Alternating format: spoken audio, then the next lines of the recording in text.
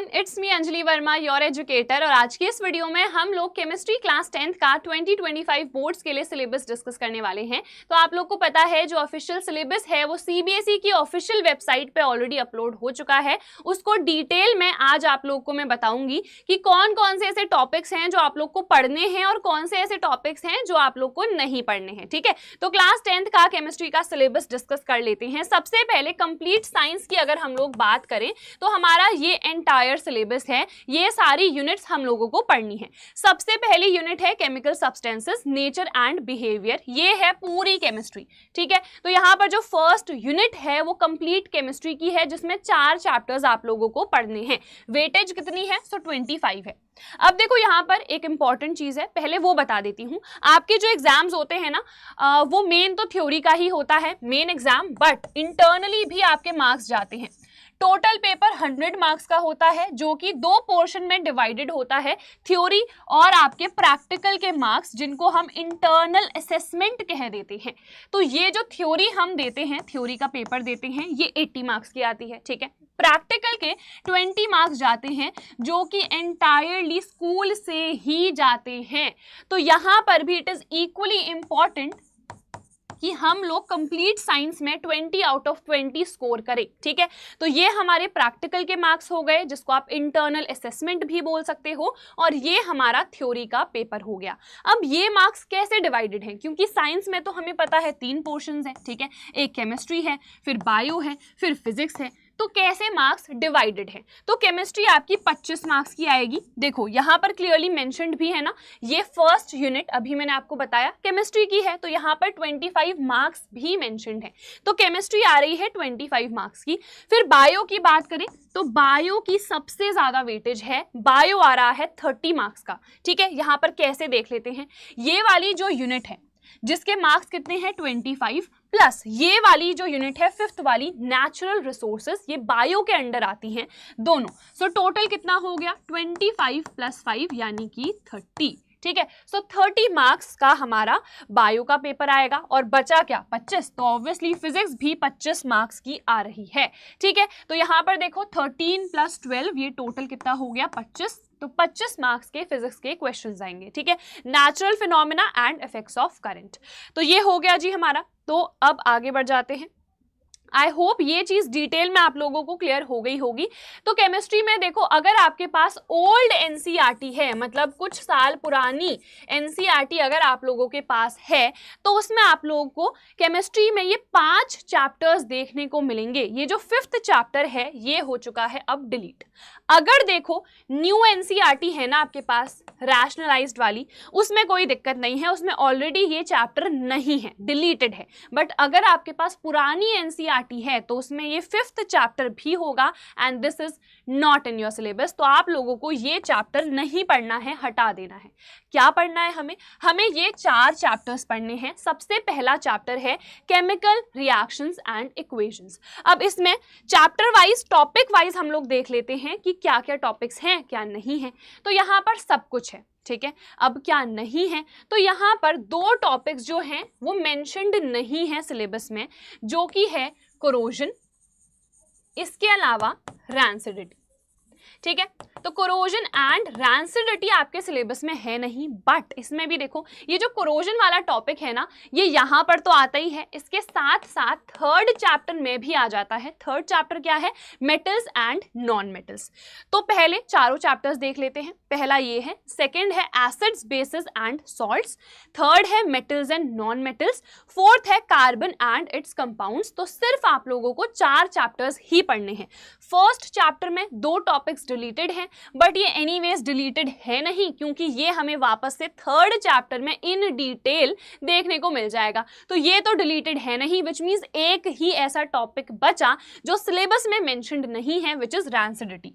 तो यार इसको भी क्या ही छोड़ना, पढ़ ही लेंगे। ठीक है, तो यहाँ पर देख लो क्या क्या है। सबसे पहले केमिकल इक्वेशंस क्या होती है, रिएक्शंस क्या है, फिजिकल चेंजेस, केमिकल चेंजेस क्या होते हैं, बैलेंस हम किसी भी केमिकल इक्वेशन को कैसे करते हैं। ठीक है, उसके बाद हम टाइप्स पढ़ते हैं, 4 टाइप्स होते हैं, कॉम्बिनेशन, डिकॉम्पोजिशन, डिस्प्लेसमेंट और डबल डिस्प्लेसमेंट रिएक्शंस। फिर हम लोग रिडॉक्स रिएक्शंस में आ जाते हैं। ठीक है, रिडॉक्स रिएक्शंस क्या होती हैं, जहां पर रिडक्शन और ऑक्सीडेशन दोनों होगा। तो देखो यहाँ पर ऑक्सीडेशन और रिडक्शन लिखा हुआ है। एंडोथर्मिक एक्सोथर्मिक रिएक्शंस क्या होती हैं, और ये जो प्रेसिपिटेशन है ये डबल डिस्प्लेसमेंट वाली ही होती है। ठीक है, तो ये हमारा फर्स्ट चैप्टर क्या हो गया। अब देखो सबसे पहले ना आपको फर्स्ट चैप्टर से ही स्टार्ट करना है। इसका जो वन शॉट है ऑलरेडी मैंने डाल रखा है, और लाइव क्लासेस और न्यू रिकॉर्डेड लेक्चर्स भी जल्द ही हम लोग अपलोड कर देंगे।